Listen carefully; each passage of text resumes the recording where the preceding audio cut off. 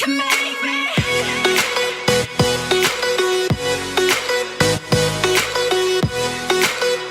Hi everyone, welcome back to the episode of Coffee and Conversation.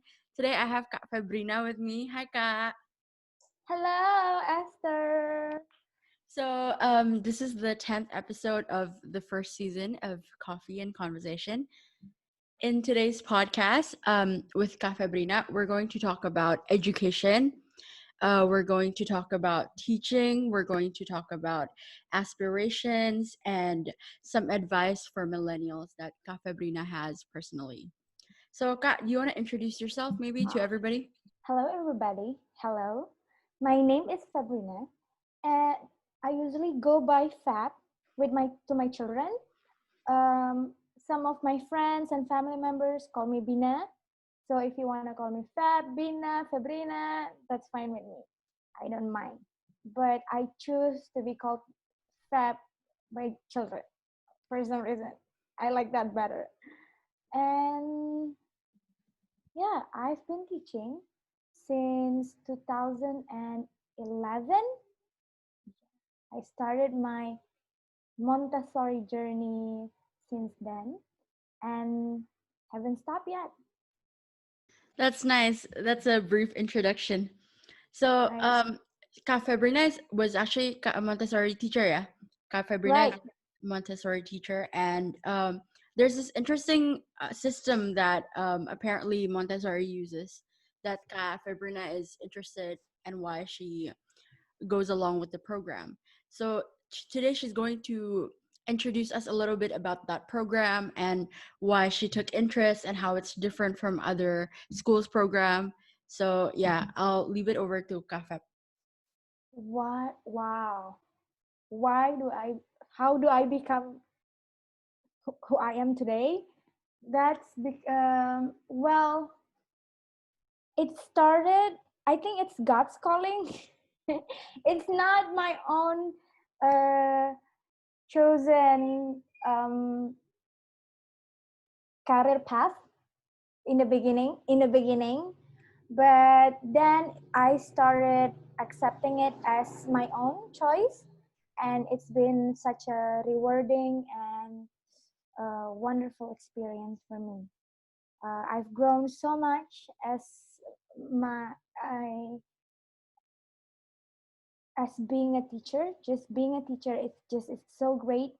um, I remember um, 9 years ago, I was back in Batam for my university holiday, and then I volunteered. I don't know. I decided to volunteer in this autism center called Dennis Chu. It's just near my house. So I was there to pick up my brother, and I found out that the autism center has been there all my life, but I've never seen it before. Like, what is that? It's just, it's in the corner. It's two townhouse building together. I've always passed that road, but I've never seen it before. So for some reason, when I was passing by to pick up my brother, I saw that place and then like just parked. So I parked, I went in, and then just remember being amazed by the teachers, by the students, the special kids. And then I got this feeling where I felt like God was calling me, like, this is your future. This is it, right? So, um, as I volunteered there, the feeling won't go away. So I went into my room on bended knees. I think that was the first time that God ever spoken to me, like in real time. But I was not sure. I was a Christian all my life, but still I went into my room and then I prayed this prayer. I said, God, if you're really there, not that I don't believe him, but if you're really there and if this is from you, you'll make the way. You'll make this way for me. So that's kind of the first time uh, I've known uh, like special kids, children, and then like because it's kind of different from the regular school setting, right? So what I did, I called up a friend in Jakarta. I knew that she has a school um, in Menteng area. I have been um, going to university there too in Jakarta. I called her up. I mentioned my interest in working in her school while taking my classes in university. And then she said that I can come in as an assistant teacher because I haven't finished my study yet at that time. But then, as I learned there, I because the name of the school has Montessori on it, and then I started to Google it, and then oh wow, this is so interesting.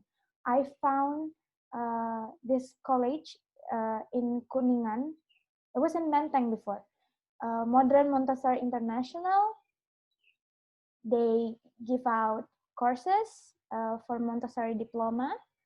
I kind of abandoned my university class, my communication class in university. So I go there. I took the Montessori diploma for 1.5 years, one and a half to 2 years, if I not mistaken. And afterwards, my Montessori journey started. It was so cool. Um, the weird part is when I started in the first school in Menteng area, it was, and the name has Montessori on it, but I wasn't learning anything about Montessori. It has the name. I will not say what's the name of the school, but it just looked like a regular school to me, where you just talk down to the kids like you have to do this. It's all about compliance. It's just one age group setting. And when I started my diploma program in Montessori, and then they're saying, oh, a Montessori classroom has to be multi-age group, right? And then it has to be arranged in certain way. The environment has to be this way. The teacher has to act this way to the children. You have to uh, not help the children at all times. So that was like I challenged my lecturer at that time. I said, but this is not the Montessori that I know in my school, right? Like this Montessori, this won't work ever. That's what, this won't work. I don't buy it. This is just wishful thinking. I cannot believe this. So what I do is I quit.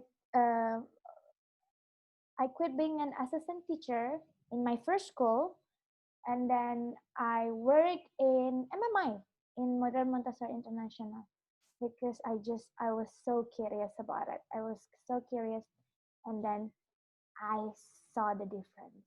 It was amazing. I've seen the kids uh, acted. They're so well behaved, by the way. Um, it was it was not quiet. It was a busy classroom, but everyone focus on their work, or like they get along so well with one another. You don't see this in regular school, in irregular preschool. In regular preschool, the teacher has to discipline like all the time, right? But this school, the teachers are calm. The students are occupied with their work, and some kids are working on their own, and that's okay. I was like, what is this place? It was so cool. It's mind-blowing. uh, I've been in love ever since. Yeah, I find it so interesting the fact that you moved and decided to stay because of, the system they offer. I think that's an interesting thing, kan? And the fact that you think that it's new and it's amazing for your own experience, that's even better for your own benefit, you know. Right, right. And then it reminds me of the children that I volunteered for back in Batam. Like, oh, this system will totally work for them because the things that they're doing in Montessori classroom is a bit similar to what the therapists are doing in autism center. So I was Nice. so intrigued by it. Oh wow, this could be it. This could be the calling, right? God really opened up doors for me, like he said. That's good. Thank you for the answer. So, I kind of want to. You already talk a lot about how you got into teaching and your interests and how you got, what you wanted. So, I wanted to ask, as for teaching or just being in a educational environment, what are some positive things that you learn about yourself and saying, "Oh, I didn't think that I had that character before," and how the kids impacted you personally? How does that affect your personal growth? Wow, my life changed 180 degree, total and completely changed. Like the Bina that I used to know, the Fabrina that I used to know, slowly gone. And then I kind of like being like this renewed Fabrina for some reason. I think this is also true for parents who have children because children is going to teach you about life, about yourself, right? The things that it will like confront you, your fear, your weaknesses. They're like this big mirrors. So I am so happy and terrified at the beginning to have so many mirrors. They was pointing back at me, right? Like pointing out every single, um, can I say bullshit here? Every single bullshit that I have. They kind of like bam, bam, bam, right in front of you. So um, they taught me authenticity, to be authentic, to accept myself, uh, being a woman, being a young woman back then, a young adult, we we have so many insecurities, right? I don't think it's just me. I think it's for most women, for most girls, we grow up with insecurities, right? Um, Girl has to be a certain way. You have to dress a certain way. You have to behave a certain way. So it's instilled in us like this insecurities, and the children are just teaching you about accepting who you are. They don't really care if you wear expensive clothes, if you wear uh, skincare from the doctors. They just don't care about it. If you're being true to yourself, you're being authentic, they will come to you. But if you're not yourself, children tend to dislike an adult who doesn't like themselves. That's the irony, right? Nowadays it's Right? different. That's the irony there. That's a catch. Right. And then as an adult, we instill this same insecurities to the children, and then they grow up not becoming childlike. I think like our childlike, we kind of lose it for a while, and then we have children. Then we interact with children. They kind of remind us, "Hey, you have to be um, authentic. You have to be true to yourself. You have to love yourself." That's what they do. So, so you talk about how children is a reflection of yourself, Kan, and how they're big mirrors. You said that they're big mirrors, and they just kind of reflect a lot about your own character. Now I want to move on and talk about the struggles that you encounter Mm-hmm. teaching these little kids, or with the different system that you are working in. How does that cause you to feel like, oh, am I like doing my job right? Or how is it a struggle for you personally?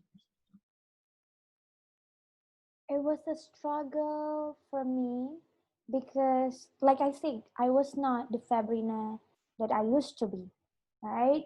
I kind of ran away from my problems and being away from my family, different city for the first time. It was not having my my brother, my big brother around me, who usually uh, very protective. um, I found like this new freedom, and I kind of abused the freedom, that newfound freedom in the beginning during my university years. So um, I tried out a lot of I made bad choices. I made bad choices in my uh, like 18, 19 years old, right? That first 1 year before God called me to be a teacher, it was, I was kind of stressed out too about that whole thing, because it got a little bit out of control until he pulled me back in, right? Um, so being that, having having to go through that a year prior to become a teacher, um, I was dealing with a lot of self doubts. So I questioned myself, right? Um, but you're not you're not good enough to be a teacher. You cannot be a teacher for these kids, right? You're not good enough. Uh, but slowly, I just remember it's not like a quick fix. It's not a quick change too. It took me years before I gave up that old fabric. It slowly went away. For some, I lost interest in um, being the person that I was not to be. It was so important to me uh, to be like the same Fabrina with the children and without the children. In the beginning, I was like, no, this is just a job. This is just work. I can be Fabrina this way with the children, and then I go out from the school, and I can be this other Fabrina, right? I started that way, but then it kind of eating you up a little bit. Then suddenly, I don't know, things just slowly changed me. Um, the kids kind of like touch my soul, touch my heart, and really make it anew. I gave up smoking. I was smoking that past year, and then um, also drinking excessive alcohol. Not that it's in moderation, people, right? Excessive alcohol, Is it that and then stressful to become a teacher? Like, you have to no, this drink was and smoke. this this was before. This was before. I was like, because of the newfound freedom, right? But I I slowly cut that down. I cut uh, friends who are bad influence in my life. I made better choices. That's what I can say. I started to make better choices because I see how not being myself um, impact this kid so much, because it started out of love with these children. I really wanted to help them. I saw myself in them. I really want to help. I want to be that one adult in their life that see them, right? I saw some kids, they're having problems. They have these problems, so I wanted to be this adult for them. And I cannot be that adult that they need if I have double life. So I slowly merge them together and be a better Fabrina. That's when the children uh, responded differently. They they grow better. They are progressing in in such a rapid way because I was myself. Yeah, that's good. It's weird to explain it. It's a weird thing to explain this thing, but yeah. I think what you're trying to say is you kind of find yourself with the children and then they just kind of change your life, right? Exactly. That's nice. That's like a very nice fairy tale just without the romance. So I wanted to ask you, continuing to the question, kind of you've already talked about yourself and kind of what you do. Now I want you to start inspiring other people too that have ambitions. So my Mm. next question is it important for young generations, or we're called millennials, to work hard for their dreams? And what was your personal motivation to work hard? And how do you think they, as millennials, should find their inspiration to work hard? I know that I was not the only person who felt this uh, growing up. So I'm talking to people who might feel the same way that I did before. I have no motivation at all. I had no dreams. Like I say, teaching was not my dream. It was something given to me. I took it and kind of ran with it, and then it helped me and changed my life. But before, I was kind of went through the motion with life. I was not living at all. I was hiding behind these um, walls that I built uh, to my family, to my friends. I have no motivations to even like continue living, right? But this is what I'll say: follow your guts, right? Whatever that is, um, and be aware. Be aware of the little things. Be aware of your thoughts. Be aware of your feelings. And then, if those two things are not positive, and you can tell that you have negative thoughts and feelings, or you have positive thoughts and feelings, be aware of those. If it's negative, do something about it. Be aware, do something about it. If you believe in God, pray. If you don't, that is that uh, that you think like something bigger than you, and then just go from there, right? And then the motivation and the drive, the ambition, um, that will you'll find it. You'll find it once you know your calling in life. It doesn't have to be a teacher. It doesn't have to be you. Doesn't have to be someone for someone else. It could just be, maybe you could be someone for stray kittens, right? I don't know. Whatever that is, find your callings in life, follow that calling, follow your heart. Everything else will just add it up to you. The ambitions, the, I don't know, success, whatever that is, happiness, peacefulness, all of those things that will just be add-ons. So basically, just follow your calling in your heart and what you think you should do. Yes. That's good, because I feel like nowadays people struggle with following their hearts and what they want and their ambitions.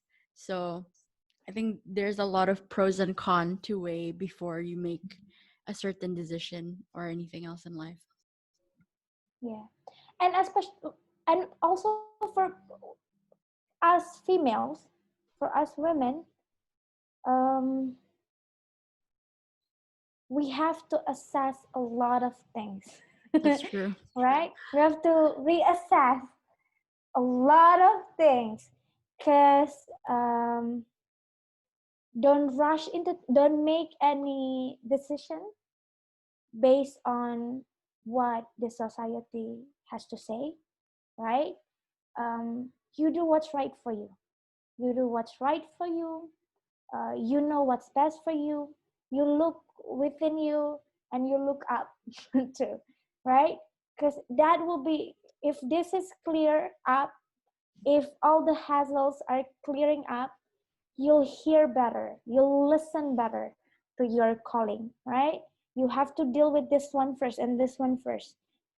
Make it clear, make it absolutely um, free from all that. Like if you need to move to another city like I did to clear that up, right? Do that.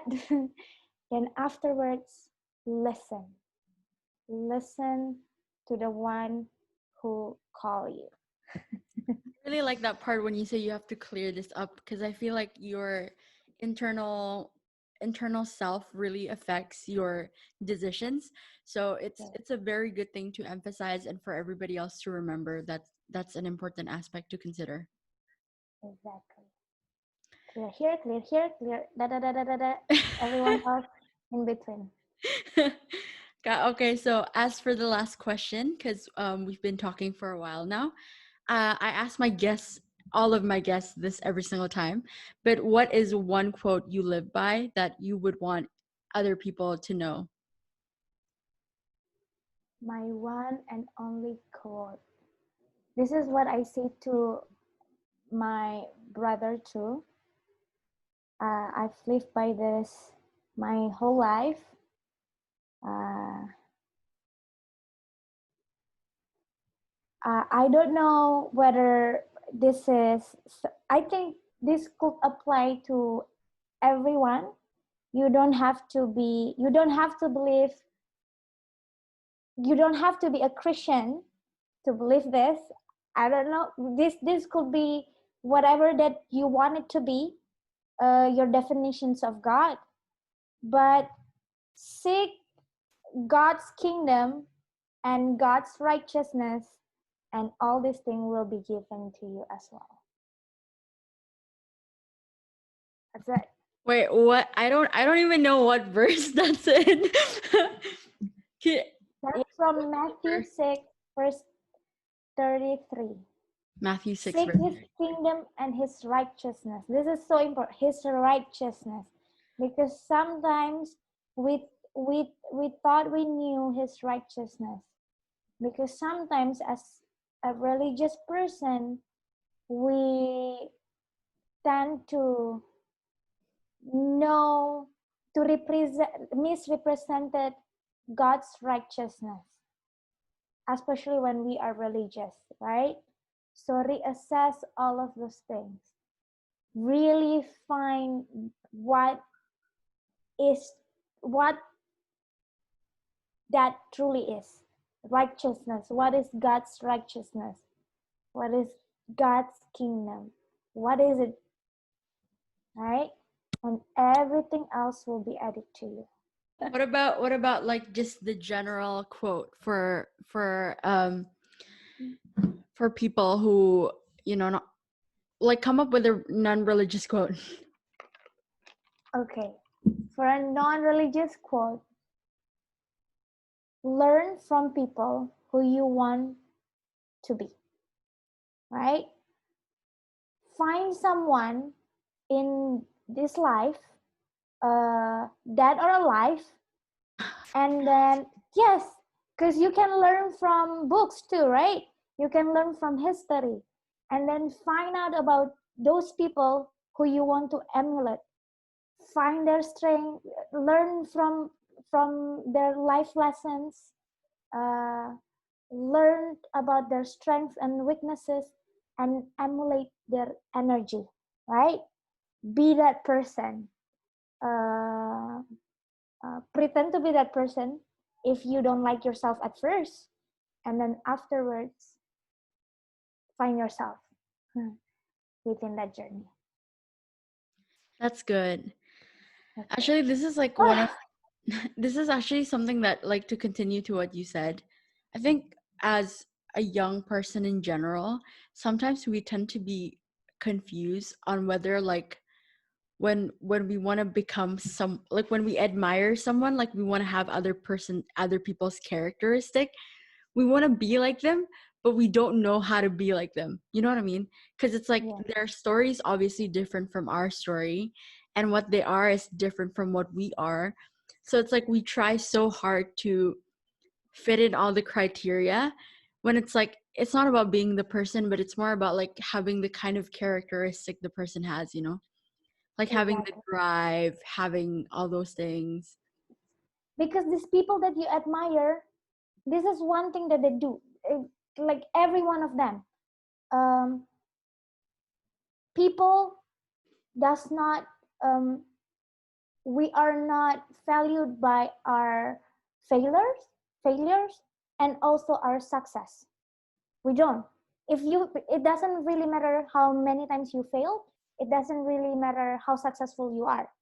What matter is your persistence.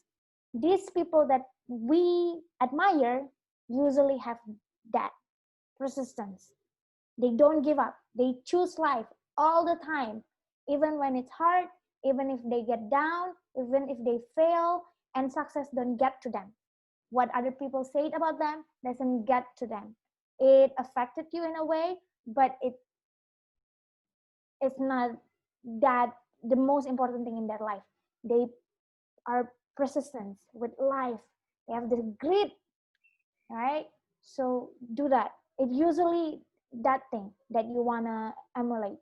I hope when you look up to someone, you'll see you. It's not only one person. You may admire a lot of people. Try to look up to their life story. Then you'll see that one thing: persistence. Be persistent. Be persistent. Yeah, that's nice. So that's the end of today's podcast interview. Thank you so much for being my guest. I know that I contacted you a bit last minute, but I'm so glad that you're able to make it. I'm so happy and so grateful to have this moment with you. I think you're really great with your podcast. Keep it up. Guys, thank you so much for listening to this podcast. I'm going to link Fabrina's social media down below, just in case any of you are interested to contact her and ask her more about what she does. And don't forget that this podcast is available on Spotify. It's available on Spotify. You can hear it on Spotify. So I can hear it while I'm driving, yeah? Yes, it's Okay. available on All right. Spotify and on YouTube. Please subscribe and comment. And yeah, I'll see you guys in my next episode. Thank you, Ka. Thank you. Bye.